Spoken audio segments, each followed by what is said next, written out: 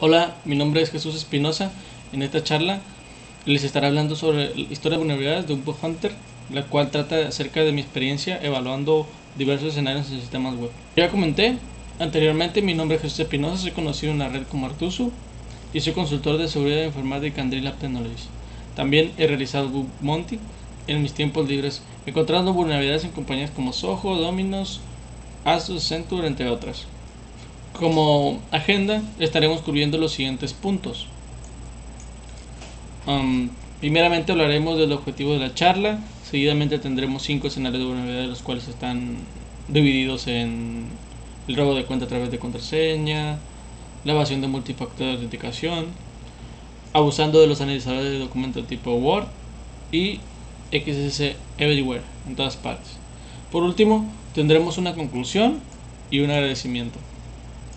Ok, el propósito como tal de esta charla, si bien no es muy técnica, es promover las buenas prácticas para mitigar las vulnerabilidades que estaremos viendo en los escenarios.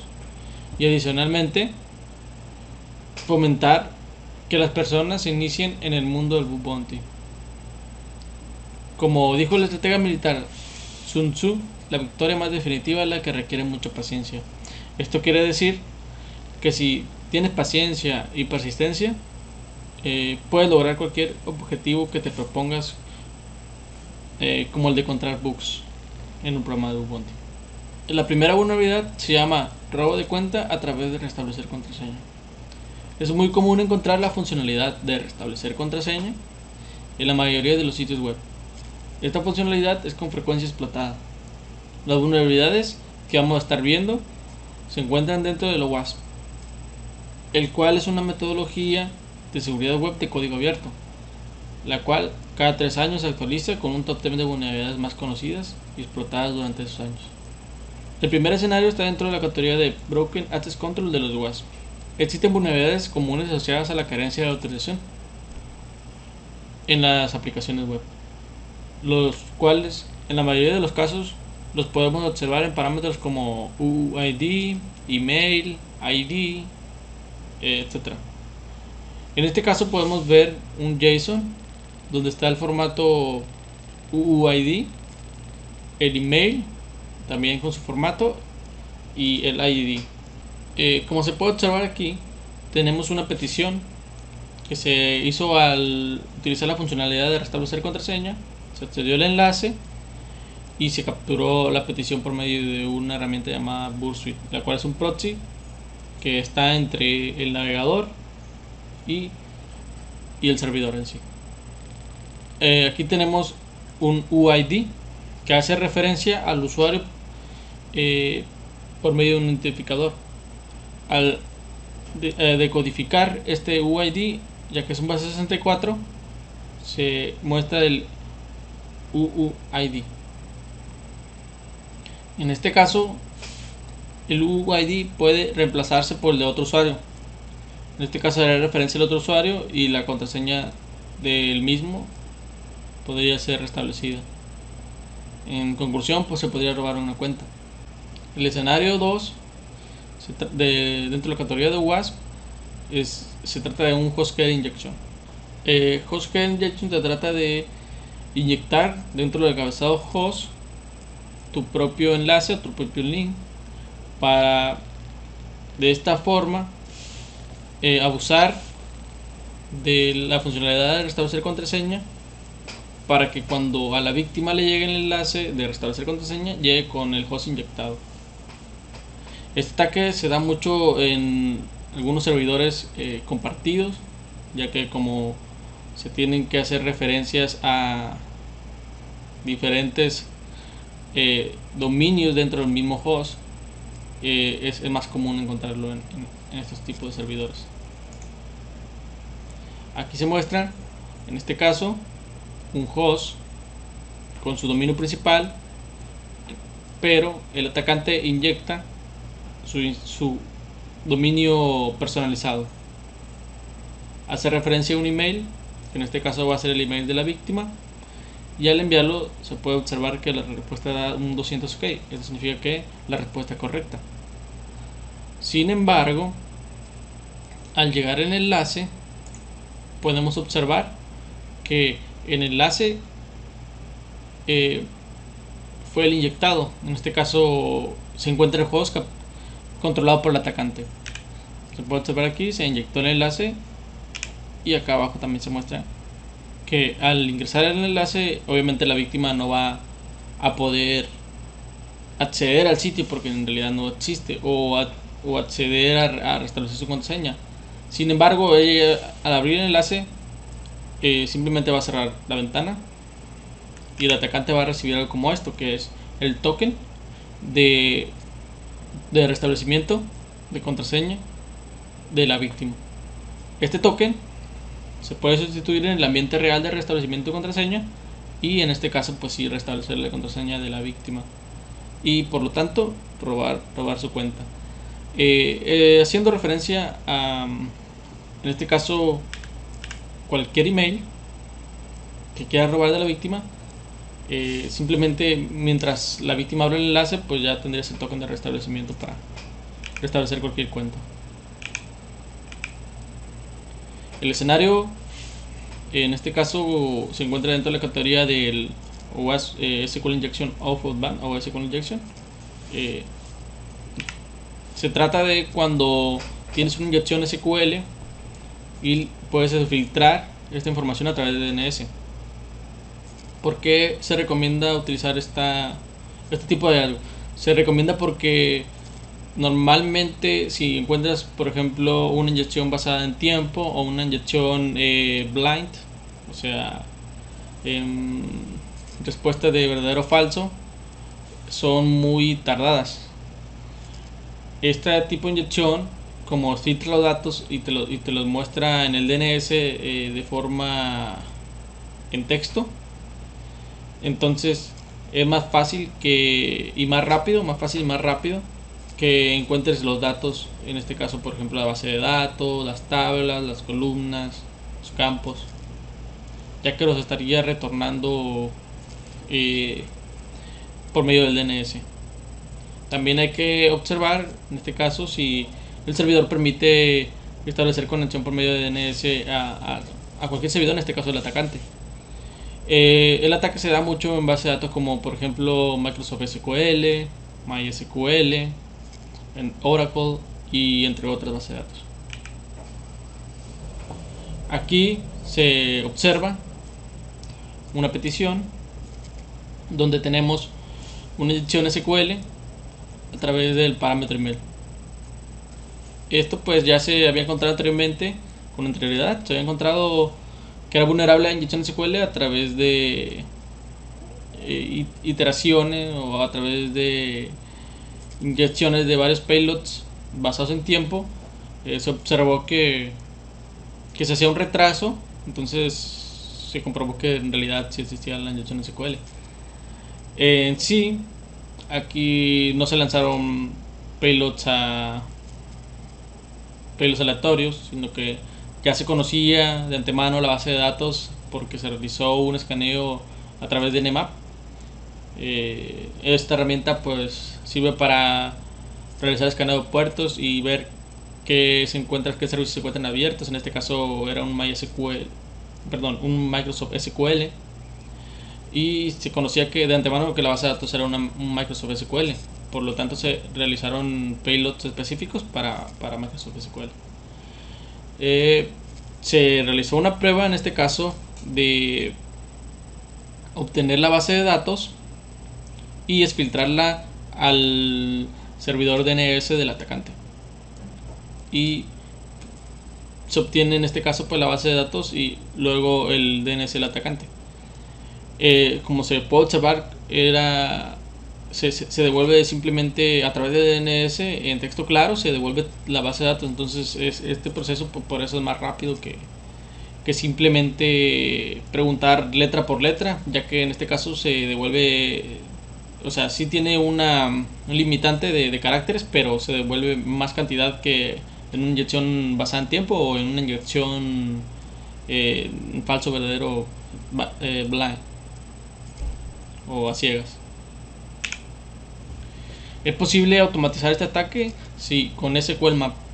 SQL Map permite establecer un dominio que apunta al DNS del atacante. En este caso se crea un dominio simplemente y este dominio se apunta al servidor VPS o al servidor controlado por el atacante, y dentro del mismo servidor se ejecuta el SQL Map para hacer referencia al DNS y que SQL Map pueda observar el tráfico DNS y en este caso obtener lo que viene siendo la base de datos, las tablas, las columnas, los campos. Cuando tú estás lanzando el ataque, en este caso se puede observar algo como esto, que quiere decir que si está correctamente configurado te va a lanzar un mensaje successful, y a través de eso ya puedes dumpear toda la data de la base de datos. Contramedidas. Existen varias contramedidas para los diferentes tipos de ataques que se mostraron en este caso. Una es basada en roles. En este caso debemos de ver si el atacante, o si el usuario tiene permisos de acceder a, en este caso, el UID que es suyo. Se puede hacer referencia a esto por medio, o se puede comprobar por medio de la sesión o por medio del token, si ese token está ligado al usuario. Si no es así, pues simplemente no se debería de poder restablecer la contraseña en este caso. También, por ejemplo, verificar que el encabezado host se encuentre dentro de un whitelist, o mucho mejor aún, establecer un host específico o fijo al momento de restablecer la contraseña. Y por último, se deben de realizar consultas SQL parametrizadas o preparadas para que cuando inyectes cualquier carácter como una comilla doble, este sea interpretado como tal y no modifique la consulta SQL. Ok. El segundo ataque del cual estaremos hablando es de evasión de multifactor de autenticación. Esto quiere decir que estaremos saltando el multifactor de autenticación en aplicaciones web. La funcionalidad de multifactor de autenticación, en este caso, pues sirve para cuando uno quiere acceder a un sitio. Si tiene una cuenta, te pide un código que se puede enviar por correo, se puede establecer a través de una aplicación como Google Authenticator. Entonces este código nadie lo conoce más que el usuario real. Esto quiere decir que si un atacante llega a comprometer tu cuenta e intenta acceder, no va a poder acceder más allá porque no tiene este código. En estos ejemplos se va a mostrar este ataque y está dentro de la categoría Business Logic y Misconfiguration del WASP. El primer escenario está dentro de la categoría Business Logic.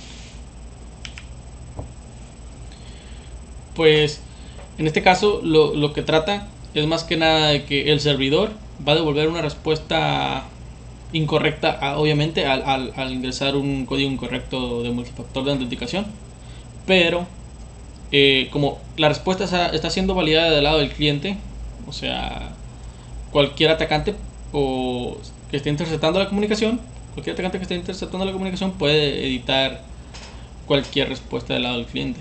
En este caso, si la respuesta lanza un error, pues se puede modificar a un mensaje que no sea de error, o algo exitoso, un mensaje exitoso en este caso. El servidor interpreta ese mensaje y si siempre es correcto, pues obviamente va a dejar pasar a la cuenta con cualquier código de autenticación. Esto se va a ver más adelante, más específicamente. Aquí se puede mostrar algunos de los mensajes de respuesta que lanza el servidor al realizar una petición, una consulta al mismo. Por ejemplo, están los 200xx o 2xx, que son los mensajes de subsets o que algo está correcto. Están los 300xx, que son redirecciones, o sea, 300, 301, 302. Igual están los 4xxx, que son los de error, que están los 400, 401, 402, 404, que hay algo mal en la petición o simplemente no tienes permitido acceder a cierto recurso. Primeramente, lo que se realizó pues en esta prueba fue que se ingresó un código aleatorio. Obviamente es un código no existente, son 6 ceros, y al momento de ingresar esos 6 ceros, el servidor devuelve una respuesta, en este caso del lado del cliente, que dice que pues no se encuentra ese código, un 400 baud request, como estado de la respuesta, y como mensaje dice que el código pues no coincide con el del servidor. Ok, todo hasta aquí está bien, es una comprobación básica. Sin embargo, como esta respuesta está del lado del cliente, cualquier atacante puede modificarla utilizando, por ejemplo, la herramienta de Burp Suite. O sea, en la misma pestaña de proxy, con el modo intercept on activo, atrapa la request al momento de ingresar el código de multifactor de autenticación. Se da clic derecho, se utiliza do intercept y response to request, como está en la imagen, y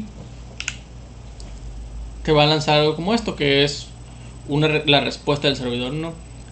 En este caso la respuesta era como la que se mostró anteriormente, que es esta, que es de error. Sin embargo, se reemplazó por una que es correcta, en este caso un 200 success, algo correcto para el servidor, y un status success. Esto significa que el servidor va a interpretar que el código es correcto. El código siempre va a ser correcto si se cambia la respuesta. ¿Por qué? Porque está validando la respuesta y no está validando del lado del servidor, sino del lado del cliente la respuesta que te arroja al final. Bueno, el siguiente escenario se trata de misconfiguration. En este caso se trata de configuraciones del lado del servidor. Por ejemplo, aquí tenemos que el encabezado X-Frame Option no está habilitado en un sitio web. ¿Esto qué significa? Pues mira, puedes superponer o hacer un teclado llamado clickjacking, que consiste en superponer un botón falso dentro del botón real o encima del botón real. En este caso tenemos un botón que sirve para deshabilitar el multifactor de autenticación, y lo que se va a tratar es de superponer otro botón para, en este caso, deshabilitar el mismo multifactor de autenticación, pero sin que la víctima se dé cuenta. Aquí en la imagen se observa que tenemos una ventana, la ventana real, se puede decir, que es la de pagar, y tenemos otra ventana que dice ganar, que es la del atacante en este caso.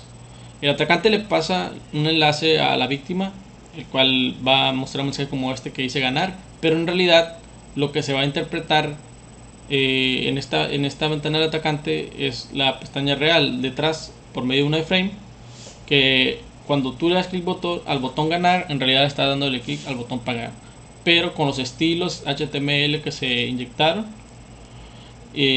con los estilos y el HTML que se inyectó, pues esto no se ve, o sea, se oculta por medio de estilos. Aquí, por ejemplo, se muestra en el escenario que el multifactor está habilitado, pero a través de una herramienta de Burp Suite llamada Clip Bandit se realizan una prueba de concepto para superponer un botón falso al momento de deshabilitar el multifactor de autenticación. En este caso se da clic en el Burp Clip Bandit, que en este caso muestra una ventana como esta. Se da clic en Copy to Clipboard, Copy Click Bandit to Clipboard, que lo que hace es generarte un código, y ese código lo pegas en consola y das enter en cualquier consola del navegador. En este caso tiene que estar dentro del sitio que no tiene activo el encabezado X-Frame Option, Esto para que cuando uno dé clic en Start pueda crear una prueba de concepto pregrabada por el mismo Burp-Click Bandit o grabada por el mismo Burp-Click Bandit. Entonces esto genera al final, cuando se realizan todos los clics necesarios, en este caso solamente fue un clic, el de deshabilitar multifactor de autenticación. Cuando se realizan esos clics, te arroja un archivo HTML el cual contiene una prueba conceptual. Esa prueba de concepto tú se la puedes enviar a la víctima y en realidad lo que va a ver va a ser un botón que dice clic. En este caso puede ser un botón de ganar o cualquier cosa, ¿no? Sin embargo, tiene algo de transparencia, que en este caso donde está exactamente el botón clic está detrás el botón de deshabilitar multifactor de autenticación. En este caso la víctima no se va a dar cuenta y sin consentimiento de la misma víctima el atacante puede deshabilitar el multifactor de autenticación.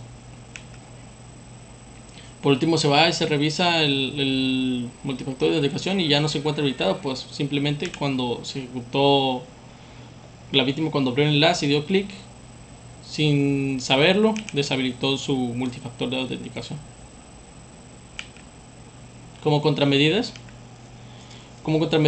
tenemos dos en este caso, que la primera es siempre validar todo del lado del servidor. En este caso el código se debe de validar del lado del servidor y si es correcto o no es correcto, se pueden hacer redirecciones, pero siempre se debe de validar del lado del servidor, no de la respuesta del lado del cliente. Y para los ataques de clickjacking se deben agregar se recomienda agregar todos los encabezados de seguridad, pero específicamente para este ataque es el encabezado de Keysframe Option como same origin, para que solamente puedas ingresar iframes dentro del mismo dominio del servidor web donde se encuentra, en este caso, la aplicación. Y para que no pueda evadirse, para todo esto, para que no pueda evadirse el multifactor de autenticación. El ataque número 3 del cual estaremos hablando trata de algunas funcionalidades antiguas. Las funcionalidades antiguas en sí son problemas frecuentes, pero más frecuentes en organizaciones grandes porque existen muchos programadores y las aplicaciones pues van actualizándose y las funcionalidades antiguas van quedando en el olvido. O simplemente muchos programadores, muchos administradores de sistema simplemente voy a pasar esta aplicación a una carpeta llamada old, o voy a pasar este servicio web API, en este caso de API 1.0 a API 2.0, pero la API 1.0 como es una funcionalidad antigua ahí sigue, no la eliminan, sino simplemente cambian el versionamiento de la API. Pues esto que las funcionalidades estas sigan existiendo da cabida a que puedan encontrar hallazgos de alto impacto, ¿no? En los ejemplos se van a mostrar ataques que están dentro de la categoría del WASP, en este caso Server-Side Request Forgery. Como se comentó, se va a ver un Server-Side Request Forgery. El Server-Side Request Forgery trata de que puedas consultar servicios internos de la aplicación por medio de una consulta que se realiza por el lado del servidor. Es decir, tenemos en este caso, por ejemplo, el atacante pasa a través de un firewall y la aplicación es vulnerable a un ataque SSRF.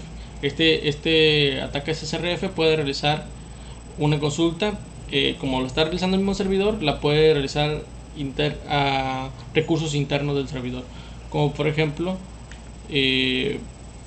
archivos dentro del servidor, IP dentro del servidor, incluso algunos servidores como Amazon AWS, como Google Cloud, permite también sacar la metadata de las keys del servidor en sí.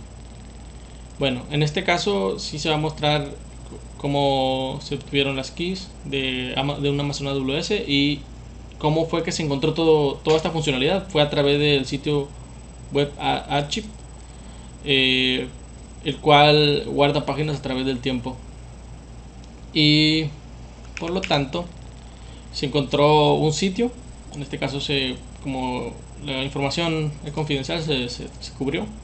Pero este sitio tiene un proxy de imágenes.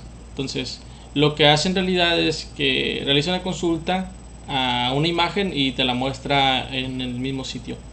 Sin embargo, se utilizó un protocolo diferente, que en este caso es un protocolo file. El protocolo este se utiliza más en recursos internos, y se pidió el archivo etc passw del servidor, y el servidor pues simplemente realizó la solicitud a través de su proxy de imágenes y mostró el contenido.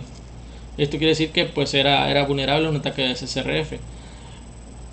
Bueno, hasta aquí todo bien, pero conociendo o sabiendo que el servidor estaba dentro de una Amazon AWS, se decidió pedir la metadata, ¿no? Pedir la metadata, y se fue subiendo hasta llegar a las credenciales. En este caso, pues, se mostraron las credenciales del servidor, y estas credenciales pueden ser utilizadas en AWS y tener acceso al servidor completo. También todo depende de los privilegios que se tengan, pero una vez obtenidas las keys, pues es un game over. En conclusión de todo esto, pues las funcionalidades antiguas deben de removerse, no deben de estar siendo utilizadas, porque igual, o sea, siguen siendo un riesgo para la organización. Si no son eliminadas y no están siendo utilizadas, pues sí deben de removerse. Como contramedidas, pues eso, ¿no? Las funcionalidades deben de removerse si no están siendo utilizadas, pero si son requeridas o si están siendo utilizadas, en este caso sí se debería de reparar lo que viene siendo lo que se encontró, el hallazgo que se encontró. En este caso, el SSRF se debería de mitigar en este caso, que es no dejar que se accedan a ciertos protocolos, simplemente, por ejemplo, el protocolo HTTP, que la URL siempre termine con un tipo de imagen como JPG o PNG. No acceder a ningún recurso interno, por ejemplo IP interna como 127.0.0.1, localhost y ese tipo de URLs. El ataque número 4 trata sobre usar de analizadores de documentos de tipo Word. Esto quiere decir que en muchos sitios existe alguna funcionalidad como para subir un archivo Word, como por ejemplo el tipo docs, XLSX, PPTX, es decir, una presentación en PowerPoint, en Excel o un documento de tipo Word. En este caso, bueno, todos estos son de la suite de Office, y estos archivos sucede que muchas veces al, por ejemplo, subir un currículum, se procesan del lado del servidor o se analiza para extraer cierta información. Por ejemplo, si es un currículum y el servidor, y tú subes el currículum al servidor, el servidor procesa el archivo y por ejemplo extrae ciertas partes, como por ejemplo quieres saber tu nombre, entonces extrae la parte del nombre para agregarla a un campo personalizado, o sea, el nombre, lo que viene siendo también la descripción de tu CV, todo esto para evitarse que tengas que llenar todos estos datos. Si ya tiene el CV, simplemente lo llena en automático para ti. En estos ejemplos se va a mostrar, bueno, en este ejemplo a continuación se va a mostrar un ataque de la categoría de WASP, que es el XXC, XML External Entity, pero este ataque es fuera de banda. Y el escenario, pues como les comentó, es un XXC.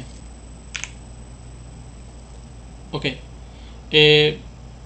Lo que se va a realizar en sí es que, como el servidor va a analizar o va a parsear el archivo que subamos, se va a inyectar un payload XXC, el cual va a interpretar el servidor, y si funciona todo bien, este debe de lanzar una solicitud al servidor atacante en este caso.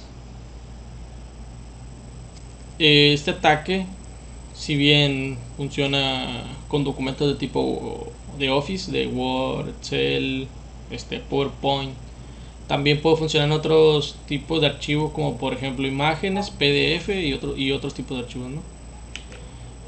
Aquí, por ejemplo, todo documento Word está compuesto de una estructura de archivos, en este caso en formato XML, y está comprimido como zip.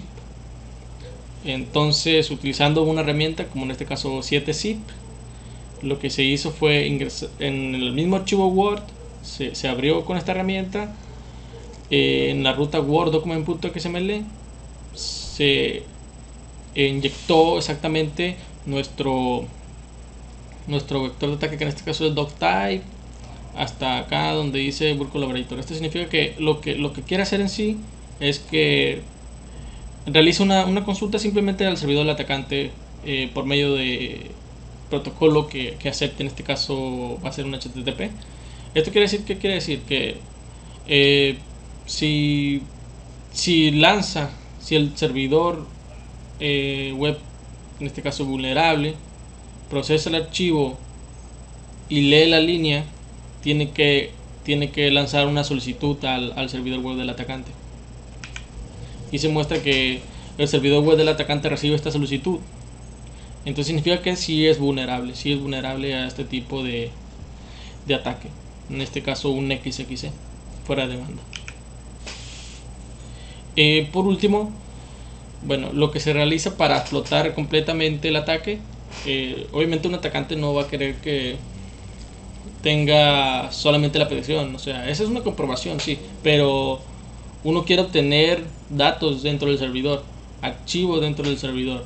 En este caso, lo que se hace, este payload es para el archivo document.xml, word document.xml, que está dentro del archivo de Word, y lo que hace en sí es pedir el archivo DTD, que es un archivo de definición de tipo de documento. Esto quiere decir que una vez que se pide este archivo en el servidor web víctima, se procesa el archivo, llega a esta línea, y esta línea lanza una petición al servidor web atacante, que en este caso pide el archivo xxe.dtd. Este archivo xxe.dtd está obviamente en el servidor del atacante. ¿Y qué es lo que hace este archivo? Pide dentro del servidor web víctima el archivo etc_issue, que todo el contenido del archivo lo exfiltre a, en este caso, una instancia de Work Collaborator, pero puede ser otro servidor o el mismo servidor del atacante, y todo esto lo exfiltre por medio de un parámetro, en este caso X, y al final se obtiene como lo siguiente: el servidor web del atacante consigue el contenido del archivo, en este caso etc_issue, y se puede observar que el navegador utilizado fue un Java 1.8. Esto quiere decir que en realidad la petición que se está realizando del servidor web víctima pues tiene un Java ejecutándose. Es un Java el que está procesando todo este archivo.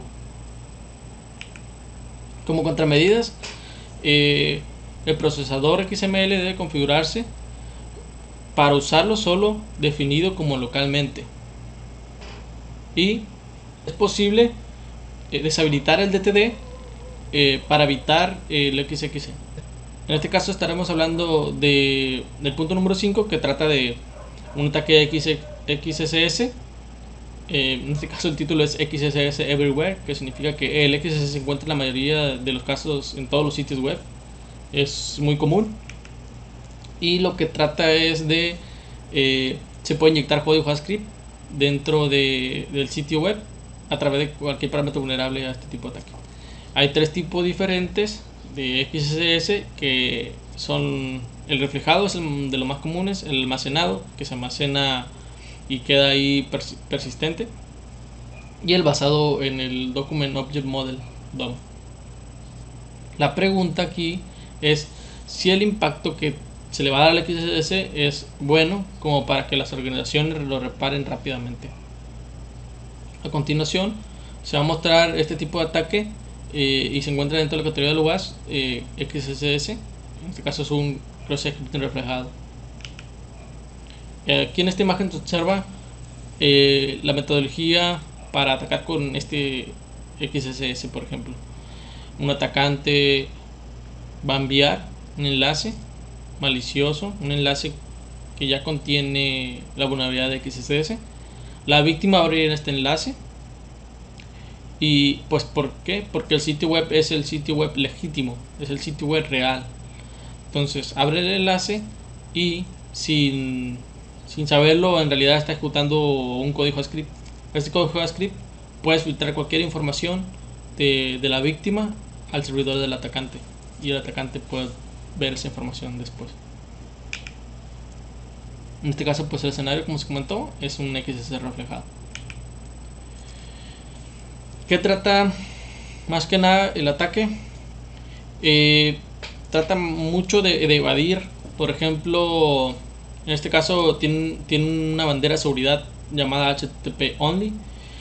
Esta bandera de seguridad lo que hace en sí es que incluye en el encabezado de respuesta set cookie la bandera HTTP only para mitigar el riesgo de que cualquier persona pueda acceder a una cookie protegida. ¿Esto qué quiere decir? Por ejemplo, si nosotros tratamos de acceder en este caso la función document.cookie, no es posible obtener la cookie actual porque tiene establecido la bandera de seguridad HTTP only. En pocas palabras, no se puede filtrar por este tipo, por document.cookie, sino que tendría que hacerse de otro modo. En este caso el escenario, un atacante va a buscar la forma, o sea, buscar una respuesta donde se pueda observar la sesión del usuario o la cookie, o simplemente donde exista una información muy importante para la víctima. Por ejemplo, puede ser, no sé, una tarjeta de crédito que quiera filtrar. Entonces este ataque para eso también se puede utilizar. Aquí por ejemplo se muestra un ataque muy básico que es un XSS en un buscador. Obviamente se inyectó el típico alert, que es un pop-up, que lo que muestra es una ventana de alerta con el dominio actual en donde se encuentra. Esto se hace porque se establece document.domain para saber que tenemos acceso al document object model. Sin embargo, pues no puedes usar document.cookie porque la bandera HTTP only está establecida en true o está activa. Entonces, buscando demasiado, se encontró un archivo PHP info y este archivo PHP info contiene información del servidor, obviamente, pero también contiene información sobre la cookie actual del usuario. Esta cookie es la cookie de sesión. Significa que si podemos infiltrar esta cookie, obviamente podríamos impersonar al usuario, ¿no? Este archivo es el código para explotar esta vulnerabilidad. En sí, lo que hace es una solicitud por medio de hacks al archivo PHP info con la sesión actual. Entonces, lo que hace es pido el archivo PHP info, me vas a obtener toda la respuesta, y una vez que cargue completamente, quiero que me filtres toda esa respuesta al servidor del atacante. Entonces voy a obtener en sí toda la respuesta del archivo PHP info. Obviamente todo este trozo de código tiene muchos espacios y además podría causar algún error por ser muy largo al enviarlo por URL. Entonces lo que se hace es codificarlo en base 64 y por medio de la URL lo que hacemos es evaluar, en este caso add-top lo que hace es evaluar un base 64 y aquí va el código base 64, que en este caso va a ser el código que está aquí. En pocas palabras, vamos a ejecutar el cross scripting evaluando este código, que al final va a resultar en la filtración de la cookie al servidor del atacante. Esta cookie, como se dijo anteriormente, se puede impersonar al usuario, puede suplantarlo, simplemente copiando la cookie y reemplazándola en el servidor web o en la página del sistema del cual estás atacando. Como contramedida tenemos que podemos analizar todas las entradas. De hecho, es algo que se debe hacer siempre, analizar todas las entradas y filtrarlas. En este caso se debe convertir todos los caracteres, por ejemplo en este caso el mayor y menor que, la comilla doble y simple, en entidades HTML. De esta manera un atacante no pueda inyectar cross-scripting. En conclusión, pues todas las vulnerabilidades siempre van a estar ahí. Solamente hay que buscarlas. Para buscarlas pues hay que ser un poco inteligentes, hay que ser persistentes también. No hay que asumir que si ves el programa y ves mucha gente que está participando en el programa de Bug Bounty, ya se ha encontrado todo, sino que siempre que hay que probar, es como si nadie hubiera buscado ahí. Siempre de la metodología que tengas desde el principio, porque mucha gente se va con el hecho de que, mira, este programa pues ya está probado, ya hay mucha gente aquí, no voy a encontrar nada. Pero hay programas que puedes seguir encontrando cosas aunque mucha gente ya le haya realizado Bug Bounty al mismo. Y pues ve más allá, no te quedes en lo básico. Esto quiere decir, por ejemplo, tenemos un ejemplo muy básico. Encontramos XSS en un programa. Ok, todo bien hasta ahí. Pero este programa tiene un WAF. Entonces, ¿qué es lo que pasa? Mira, tiene un WAF, ahí lo voy a dejar porque ya no puedo saltarlo. Lo mejor sería siempre tratar de saltar ese WAF. ¿Por qué? Porque no, quizá otros buscadores, otros cazadores ahí de Bug Bounty hicieron lo mismo que tú. Entonces simplemente hay que intentar bypassear o saltar ese XSS, por ejemplo, que evadir el WAF. Y de esa manera no simplemente puedes encontrar en ese punto, en esa variable el XSS, sino que en todo el sitio web quizás esté el XSS. Sin embargo, nadie quiso bypassar el WAF. Entonces siempre ve más allá, no te quedes en lo básico. Y lo más importante, cuídate y toma descanso, porque a veces llegas en el momento en que estás lleno de información y no sabes qué hacer. Entonces es cuando tienes que tomar un descanso y empezar como si fuera de cero. Y por último quiero agradecer a todo el equipo de Coparty, quiero agradecer a los que me invitaron para realizar esta presentación, y si tienen preguntas voy a estar contestándolas